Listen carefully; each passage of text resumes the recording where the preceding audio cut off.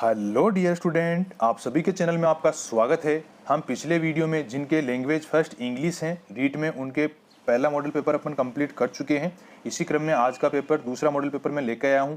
जिनके language first English है उनके लिए दूसरा मॉडल पेपर है। आप कंटिन्यू स्टडी कीजिए, आप लोगों के लिए डेली मॉडल पेपर में लाता रहूँगा एग्जाम ओरिएंटेड मैटर के अकॉर्डिंग। तो स्टार्ट करते हैं। पहला क्वेश्चन है आपके लिए, which word among the following has the same meaning as of doing agriculture. Which word among the following has the same meaning as of doing agriculture?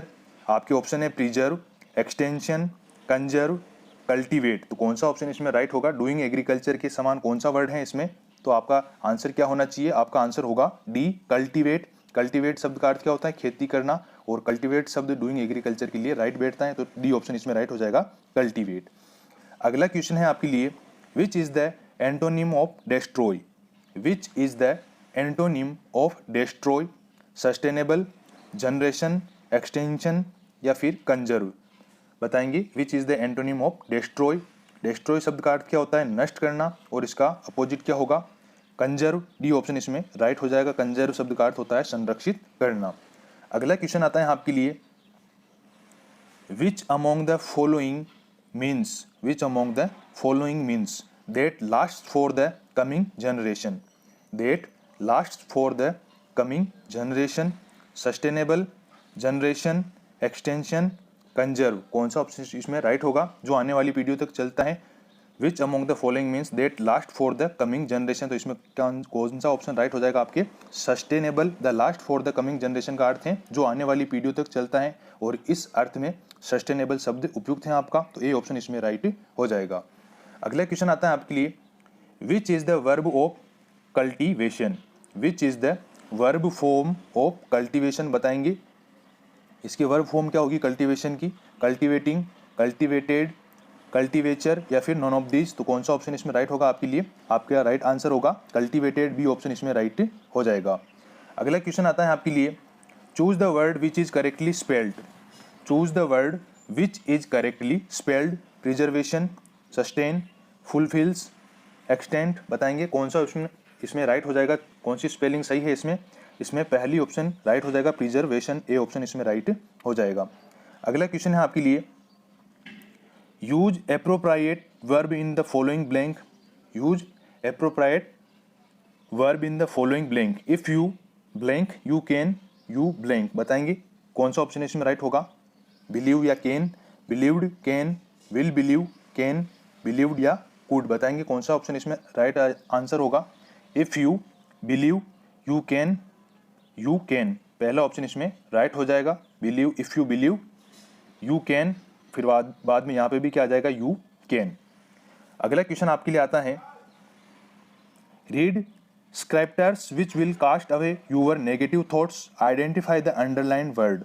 बताएंगे read scriptures which will cast away your negative thoughts, identify the underline word. Negative का क्या है? Negative शब्द बताएंगे adjective है, adverb है, noun है या प्रीपोजिशन है। तो कौन सा ऑप्शन इसमें राइट हो जाएगा आपके? नेगेटिव शब्द क्या है? ये एक एडजेक्टिव है, नकारात्मक शब्द एडजेक्टिव के रूप में प्रयुक्त हुआ है, तो ए ऑप्शन इसमें राइट हो जाएगा। अगला question, identify the underline word in the following blank. Keep good company of friends who are optimistic. बताएंगे keep good company of friends who are optimistic. यहाँ पर जो ऑफ वर्ड है इसमें ये क्या दर्शाता है? ये एक डिटरमाइनर है, प्रीपोजिशन है, एडजेक्टिव है या फिर एडवर्ब है? बताएंगे आप क्या है इसमें, क्या आंसर राइट होगा इसमें? ऑफ शब्द जो है ये क्या दर्शाता है? डिटरमिनर, प्रीपोजिशन, एडजेक्टिव या फिर एडवर्ब। तो क्या एडवर्ब, तो क्या आंसर इसमें राइट हो जाएगा आपके? इसमें ये ऑफ जो है ये एक प्रीपोजिशन है जिसका अर्थ क्या होता है? का, के, की होता है, तो दूसरा ऑप्शन इसमें राइट हो जाएगा। अगला क्वेश्चन है आपके लिए, to cultivate positive thinking, speak hopefully about everything. Which tense is used in this line? To cultivate positive thinking, speak hopefully about everything. Which tense is used in this line? Past indefinite, present indefinite, past perfect या फिर present perfect। तो कौन सा option इसमें right हो जाएगा आपके right होगा इसमें दूसरा ऑप्शन, present indefinite। अगला क्वेश्चन आता है आपके लिए, keep good company of friends, find the type and degree of the underline word. बताएंगे इसमें कौन सी डिग्री है? Keep good company of friends, find the type, कौन सा टाइप है और कौन सी डिग्री है इस वर्ड में, गुड शब्द में, बताएंगे कौन सा है, adjective, positive, adverb, positive, adjective, comparative, adjective, superlative, बताएंगे। तो आपका आंसर क्या होना चाहिए इसमें, एडजेक्टिव तो टाइप है ये, ए ऑप्शन, और पॉजिटिव डिग्री है, ए ऑप्शन इसमें राइट हो जाएगा। गुड क्या है, एडजेक्टिव है, और इसमें डिग्री कौन सी है, पॉजिटिव। अगला क्वेश्चन आता है आपके लिए, the principal of selection is based on the assumption that, the principle of selection is based on the assumption that only a few selected trained teacher can teach. It is not possible to teach the whole language within the prescribed time period and the other constraints. Only a few selected learners can learn the target language. None of these. कौन सा option इसमें right हो जाएगा, आपका इसमें right होगा none of these. Principle of selection and gradation के अनुसार टीचर को स्ट्रक्चर, वोकेबलरी तथा ग्रामेटिकल आइटम्स का सिलेक्शन करना चाहिए। याद रखिएगा आप, ये कोई सा ऑप्शन इसमें राइट नहीं होगा, ध्यान रखिएगा। अगला क्वेश्चन आता है आपके लिए, which of the following is not related to audio visual aids, which of the following is not related to audio visual aid, बताएंगे black board, TV, overhead projector या फिर नन ऑफ दीज। तो कौन सा है जो रिलेटेड नहीं है ऑडियो विजुअल एड से, वो है ब्लैक बोर्ड, ए ऑप्शन इसमें राइट हो जाएगा। अगला क्वेश्चन आता है आपके लिए, the teaching of composition is related to listening skills, speaking skill, reading skill या फिर writing skill. The teaching of composition is related to listening skills, speaking skill, reading skill या फिर राइटिंग स्किल। तो कौन सा ऑप्शन इसमें right होगा, D option right हो जाएगा, राइटिंग स्किल। इंग्लिश लैंग्वेज में 4 स्किल हैं, लिसनिंग, स्पीकिंग, रीडिंग, राइटिंग, और कंपोजिशन राइटिंग स्किल के अंतर्गत आता है, डी ऑप्शन इसमें राइट हो जाएगा। अगला क्वेश्चन आता है आपके लिए, प्रिंसिपल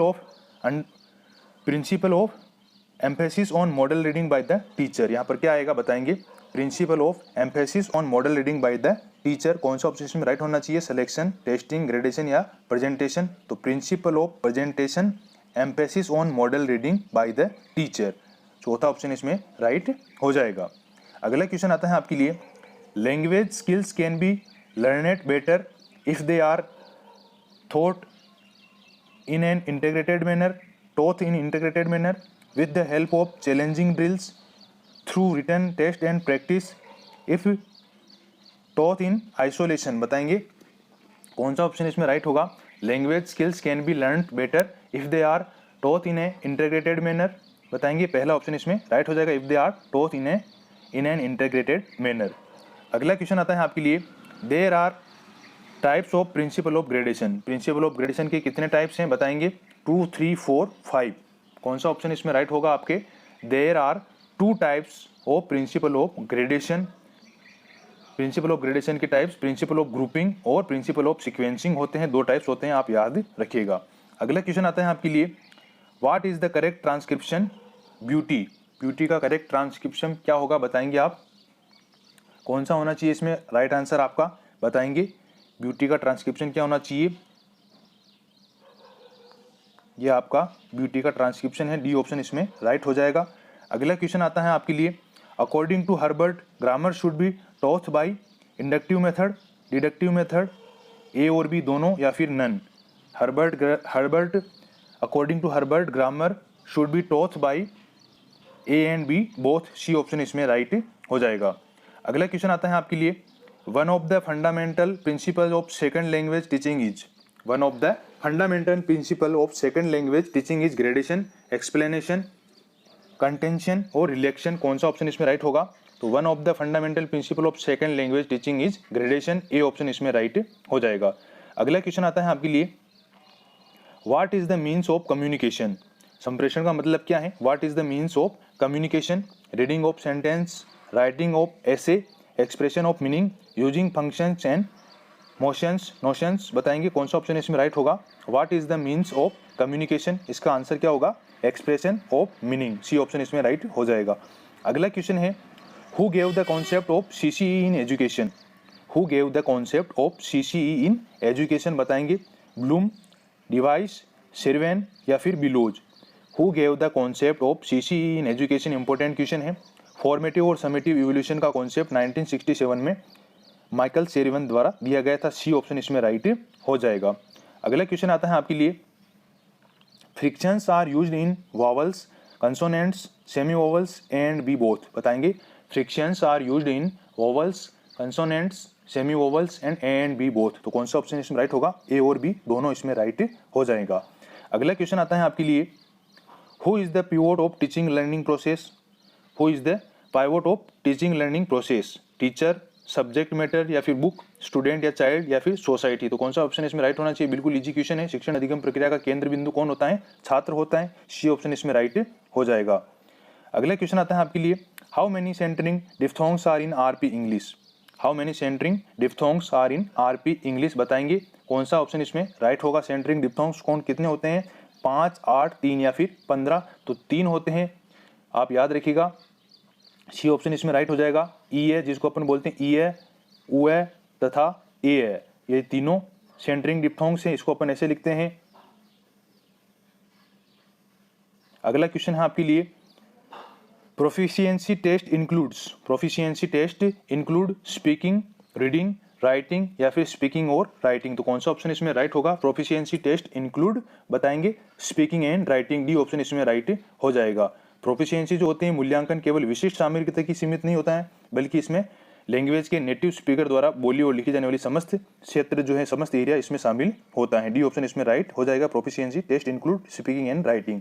अगला क्वेश्चन आता है आपके लिए, the basic requirement of language proficiency test is it must be complex, reliable, ambiguous और सिंपल? कौन सा ऑप्शन इसमें राइट होगा?